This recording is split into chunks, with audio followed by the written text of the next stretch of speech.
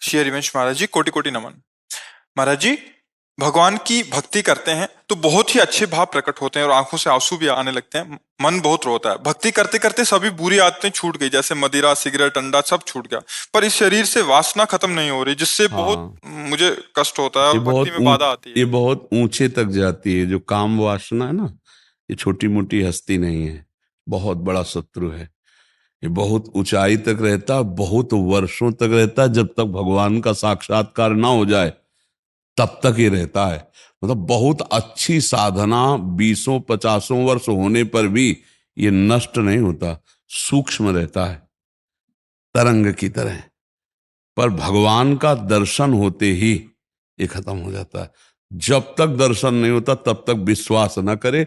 चाहे 20 वर्ष का ब्रह्मचारी हो, 50 वर्ष से संयम से चलाओ, ये भ्रष्ट कर देगा। ये काम बहुत बड़ा शत्रु है और ये भगवत बल से संपन्न है, साधारण नहीं है। भगवान श्री कृष्ण के पुत्र के रूप में जन्मा है। प्रद्युम्न जी कामावतार है ना, तो हाँ, तो भगवत स्वरूप है।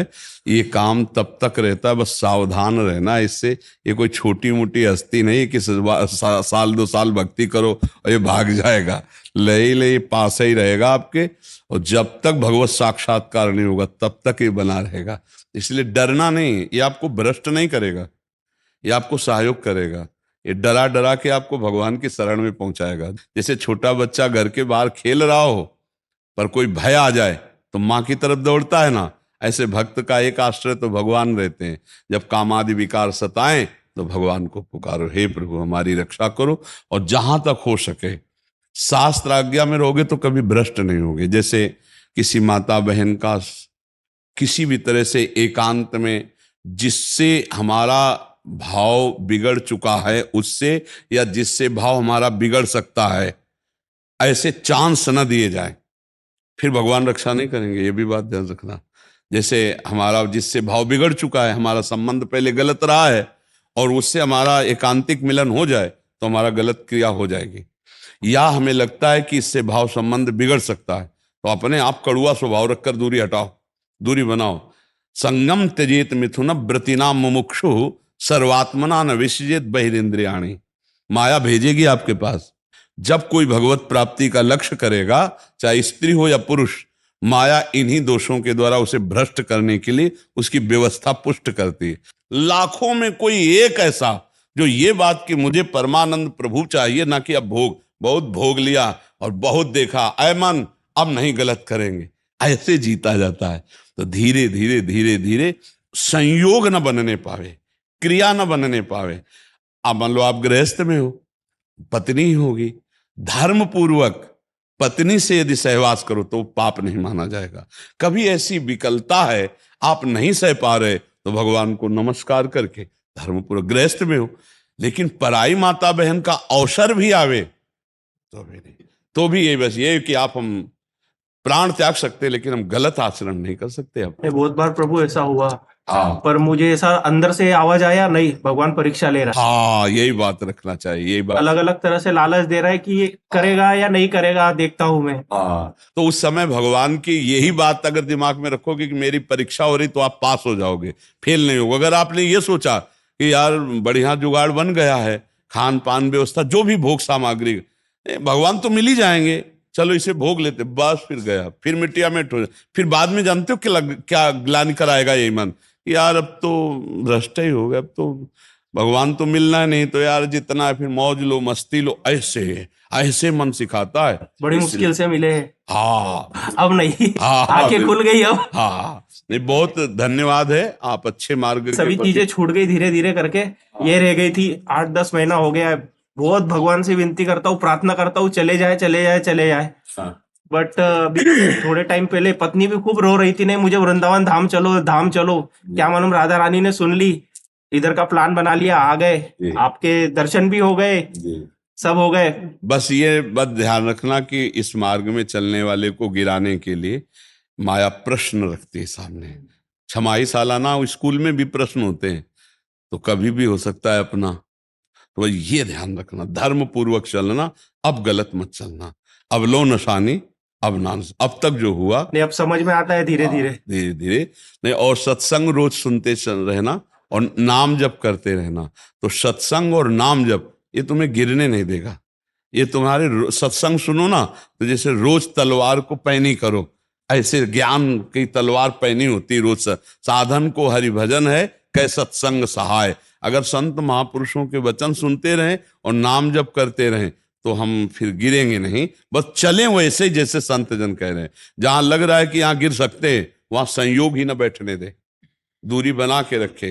पक्का समझो, कभी ऐसा संयोग बन रहा हो तो भाग पड़ो कमजोर बन के, बलवान बन के वहां बैठना नहीं।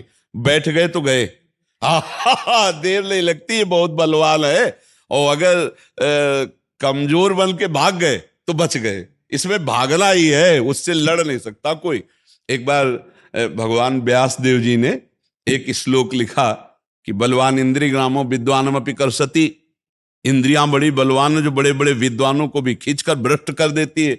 इसलिए एकांत में अपनी बहन के पास बहुत समय तक नहीं रहना चाहिए, अपनी बेटी के पास भी बहुत समय तक नहीं रहना चाहिए, और पुत्र जवान हो तो एक सैया पे एकांत में मां को भी नहीं लेटना चाहिए। तो जैमिनी जी बड़े ऋषि हैं, तो उनका प्रभु ऐसा कैसे हो सकता है कि विद्वान है वो और जानता है मेरी बहन है और बेटी है, पवित्र भाव, तो वो ऐसा कैसे कर सकता है? आपने जो श्लोक लिखा तो मुझे संशय नहीं, पर मुझे आप समझाइए कि ऐसा कैसे, जो विद्वान है, मूर्ख हो तो बात अलग है। तो उनका इस प्रश्न का उत्तर तो हम कुछ दिन बाद देंगे। हमें याद आ गया, हमको बद्री नारायण वाले आश्रम में जाना है।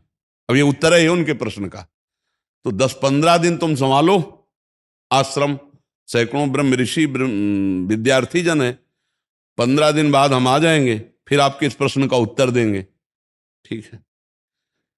उसी शाम को हल्की सी वर्षा होने लगी। भगवान है व्यासदेव जी, संध्या का समय, और 16 वर्ष की अवस्था धारण की, श्याम रंग अरविंदाक्ष नेत्र, और छम छम करती हुई सामने आ गई।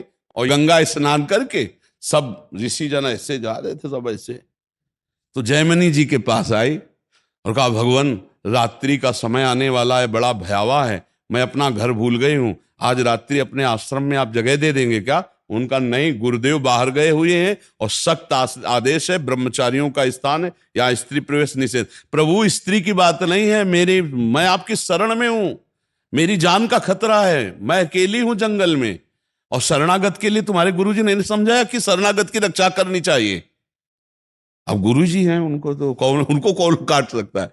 जैमिनी जी ने कहा, बात तो तुम्हारी सही है कि तुम्हारा स्त्री शरीर है, अभी देखा नहीं, स्त्री शरीर है और गुरु जी है नहीं, और तुम्हारी रक्षा भी कर। अच्छा, ऐसा कर सकते हैं कि हम अपने आश्रम में एक झोपड़ी खप रहला था, उसमें अलग आपको दे देंगे, दरवाजा लगा, आप बंद कर, मैं भी कहूं तो दरवाजा रात्रि में मत खोलना, सुबह निकल जाना। तो उनका, जैसी आपकी आज्ञा, मेरी रक्षा हो जाएगी, चलो दूर चलो, और वो कुटिया है, जाओ दरवाजा अंदर बंद कर लो जाकर, यहां सब ब्रह्मचारी रहते हैं।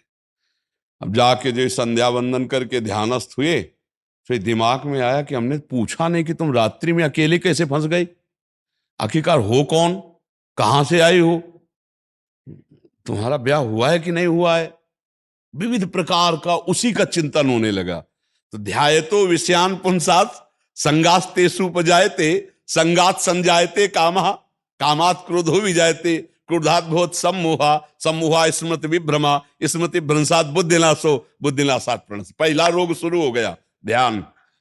जहां प्रभु का ध्यान होना था वहां तो चरण देखे थे बड़े ही सुंदर, उनका मुख कितना सुंदर होगा। अब गए, अब इतना सब करते हुए रात्रि तो हो ही गई थी, दरवाजा खटखटाया, तो उन्होंने कहा दरवाजा तो नहीं खुलेगा। बोले मैं जैमिनी जी हूं। बोले नहीं, जैमिनी जी ने मना किया है कि सुबह नहीं खुलेगा दरवाजा। तो खपरा हिलाए थे, कोई लिंटर तो था ले खपरा हटाए, बांस हटाए, कूद गए। देखा तो वो सुंदर रूप, क्योंकि भगवान ने धारण किया था, श्याम रंग, छटा छा रही थी एकदम, इंद्रनीलमणि कांति, नौ यौवन अवस्था, देख के मुग्ध हो गए। अब सब पूछना भूल गए कि तुम कहां से आई हो, क्या कुछ नहीं पूछा, तुम्हारा ब्याह हुआ है? नहीं। तो तुम ब्याह कर सकती हो? हाँ, हमसे कर सकती हो।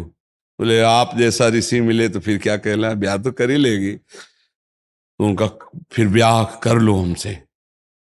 उनका शर्त है, जहां आप स्नान करने गए थे वहां काली जी का मंदिर है, वहां तक अपना मुंह काला करो, हमें पीठ में बैठा लो और वहां तक ले चलो, फिर वो आम जयमाला डाल देंगी तुम्हारे। तो सोचा अंधेरे का मामला है, बोले ठीक है। काम कितना प्रबल होता है, मुंह काला किया, पीठ में बैठा ला, घुटने के बल चले। जब वहां पहुंचे तो 2 थप्पड़ मारे। तब उन्होंने देखा तो भगवान भगवान व्यास देव जी ने कहा श्लोक गलत है कि सही? बोले गुरुदेव सही है, क्योंकि इतने बड़े विद्वान जैमिनी ऋषि, तो बोले तुम्हारे लिए तो संपूर्ण जगत जननी के भाव में देखो या बेटी के भाव में देखो या बहन के भाव में देखो, तुम्हारा भाव क्यों बदल गया? इस श्लोक में लिखा है कि गलत है कि? बोले गुरुदेव पक्का सही, अब कभी जुड़ रहा। तो ये बात है कि बड़े बड़े विद्वानों की बुद्धि एकांत में संयोग प्राप्त करने के लिए भ्रष्ट हो जाती है, इसलिए बचना चाहिए, शास्त्राज्ञा से चलना चाहिए। जी।